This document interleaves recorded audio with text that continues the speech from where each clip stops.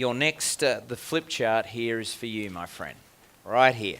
And it's headed up as referrals.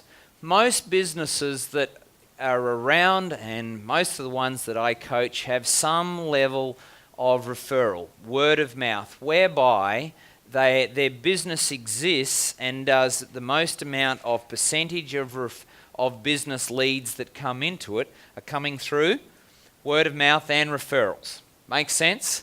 Yes?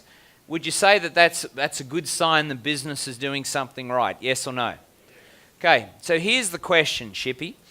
Do you have either a formal referral process as a strategy, or is it ad hoc? Now let me give you the difference on that one, okay? When it's more in an ad hoc, it's more passive. It's people just talking. There is no process. There's no system to be able to stimulate a referral. It just happens, and then when the lead rolls up, we say, oh, that's really good that Bob told you to come, or etc., etc. So that's kind of more of an ad hoc way to do it. Who's more in that, where your business does come that way, but it's more just it just happens? Okay, so I'm just going to say that's more in an ad hoc. To move towards more of a farming analogy, I'm going to look to see how you can formalize the process. How can you make that part, rather than a passive lead channel, how can you formalize that to stimulate more? If that is a large part of your business, which clearly it is here by asking that question before, what do you need to do to formalize a system? Okay, I just had a great session with Brad over there out at St. George.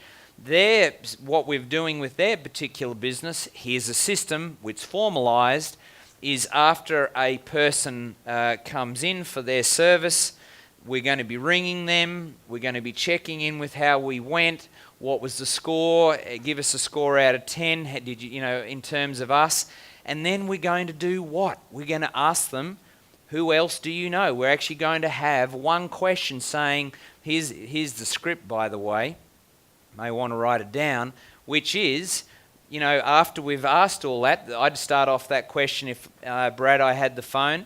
I think we've got a recording of this script. Bob, you came in last week for your service on the Toyota. Were you, overall, were you really happy or not with our service? If you had to score us out of 10, 10 being amazing, 0 being crap, how do you think we went? Okay, now my rules on this is always, if we score a 6 or lower, do not go and ask for a freaking referral, because you suck. All right, so you then got to go and say, well, why is it only a 6 or why is it only a 2? Oh my God, let's go and sort that out. But if it's 7 or higher, okay, depending on the criticality of the person in front of you or on the phone, they're then going to be saying something like, yeah, we had a great experience, great. As you probably know, Bob, here's the script. Our business probably, like a lot around town, rely on referrals. So we love helping people like you. Who else do you know needs a service and the same benefit that you've had from us here today? Okay, and they may say, no, we don't know anyone. Friends, family, etc., etc., is to have that at least the question.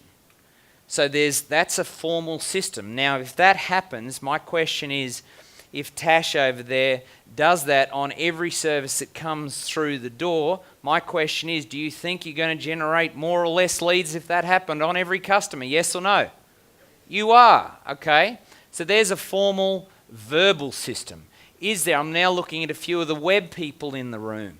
Okay, do you have it systemized through the web when people are buying to, hey, who can you, we want to change the health of the planet, motivate, etc. Tom, who else do you know? We'd like to give you this away. What's the formalized referral pattern through an electronic means?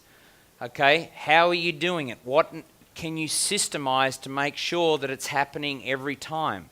So it's part of the farming, it's part of the machine, not this ad hoc type of feel. Does that make sense?